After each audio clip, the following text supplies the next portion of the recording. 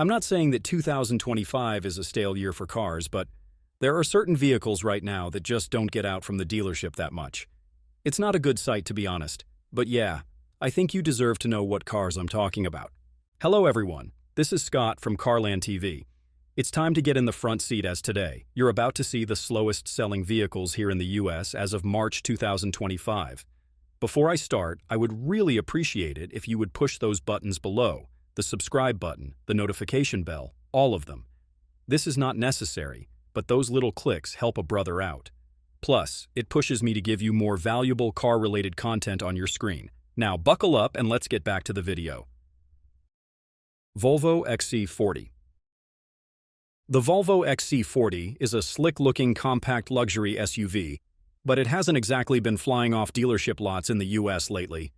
Don't get me wrong, it still has that Scandinavian design vibe going on and some pretty impressive features, but it just doesn't seem to hit the mark with American buyers. Part of it might be that buyers don't think it gives as much bang for the buck as other luxury SUVs in its class. One of the big talking points seems to be its powertrain. The base model is actually packing a 2-liter turbocharged 4-cylinder that cranks out 247 horsepower. That's pretty decent for everyday driving, and it's not like it, struggling to keep up with the competition. Sure, it's not the most exciting engine out there, but it's smooth and gets the job done without feeling sluggish. Well, I do think some people just expect it to be a bit more spirited, especially when you've got sportier rivals out there making more noise and putting down more power. But honestly, for regular driving, it's plenty capable. Then there's the price tag.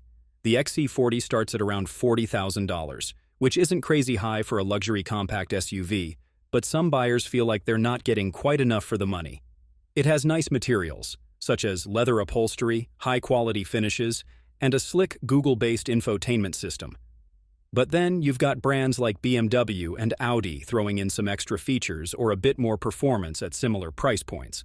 Plus, Volvo doesn't have the strongest track record on reliability lately, and that can make consumers hesitant, especially since European luxury brands don't come cheap when it's time to hit the repair shop.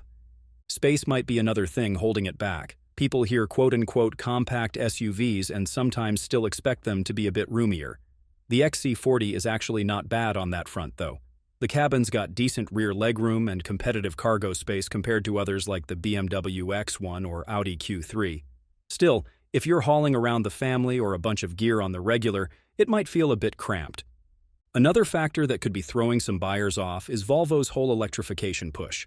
The XC40 Recharge is quick and fully electric, but it's also way pricier, and the range doesn't quite stack up against some of the other EVs out there. That might make traditional buyers hesitate, even though going electric is a big trend right now. Funny enough, that strategy is actually working for Volvo to some extent. The Recharge models made up 28% of their US sales back in 2023. So while it's cool that they're leaning into the future, not everyone is quite on board yet. All in all, the XC40 is kind of a niche pick despite its good looks and top-notch safety features. But in a market crowded with compact SUVs that blend performance, practicality, and value, the XC40's charm just doesn't stack up yet. Dodge Charger. So the Dodge Charger has always been a bit of a mixed bag when it comes to sales performance. While some drivers swear by it as the ultimate muscle sedan, it's also undeniable that this car has struggled to keep pace with the market's shift toward SUVs and crossovers. One of the main reasons why it's becoming a slow seller is because it's got a bit of an old-school vibe. While other brands are pushing hybrids and EVs, Dodge is still rocking those big V8 engines. The Charger got options like the 5.7-liter V8 that cranks out 370 horses, and yeah, it's a gas guzzler compared to most cars out there today. When gas prices spike, that can turn off a lot of buyers. Plus, keeping one of these beasts running isn't exactly cheap. High-performance parts aren't your everyday stuff, and maintenance on a V8 with rear-wheel drive can cost a pretty penny. But if you're buying a Charger, you probably know that already. You're in it for the power and that signature roar. One area where the Charger does get dinged is reliability. Some model years, especially from the 7th generation or the 2011 to 2021 models, have had issues with things like premature engine failure, transmission problems, and suspension wear. Complaints about it have stacked up over the years, and when a car gets that kind of rep, it's tough to bounce back, even if newer models have seen some improvements. Another sticking point for some buyers is the interior. Compared to newer models from competitors, the Charger's cabin can feel dated and a bit basic, especially in lower trims. Dodge put more effort into the performance aspect than the luxury, which is understandable given its muscle car heritage. Still, for the price tag, some buyers expect a bit more refinement inside. In the end, I think the Charger is still going to stick around because it got that muscle car charm. However, it's definitely a car you buy with your heart more than your head. That's the truth. Mini hardtop two-door. The Mini hardtop two-door has always been a bit of a niche ride, so that alone gives it a distinct kind of charm. Of course, that would make you think that it's a hot vehicle that gets a lot of sales. But in reality, this car has been struggling lately in the US market. Sales have been slipping pretty hard over the past few years. Back in 2016, they managed to move about 52,000 units, but fast forward to 2023, that number dropped all the way down to a little over 9,500. That's a pretty sharp decline, but honestly, I'm not actually surprised. After all, many American buyers are shifting toward SUVs and crossovers. It really feels like the compact car craze just faded out, and the Mini couldn't quite keep up. Part of the problem is that while the Mini hardtop two-door still looks cool and has that classic go-kart handling, it's just not the most practical choice anymore. People these days want more space and utility, and the Mini's design is not really up for that. I mean, just take a look at this car if it's still not obvious to you. Plus, it's not exactly a bargain. The base price for the 2024 model is around $25,800, but that number can shoot up fast if you start adding options and going for higher trims. And even though maintenance costs aren't terrible, as it only averages around $580 per year, or about $2,900 over 5 years, it's not exactly a low-cost vehicle to own compared to some competitors. To be fair, though, Mini has done some work to boost reliability in recent models. The 2022 version actually got pretty solid feedback from owners, with over 90% of its owners recommending it, according to Kelley Blue Book. A lot of folks love the performance and overall build quality, which is reassuring if you're into that iconic Mini vibe. Still, the stigma from older reliability issues might be lingering a bit, and that definitely doesn't help sales. Fuel efficiency is another factor that kind of holds it back. Despite being a compact, sporty little thing, the Mini's turbocharged engines aren't as thrifty as I'd expected, especially since they need premium gas.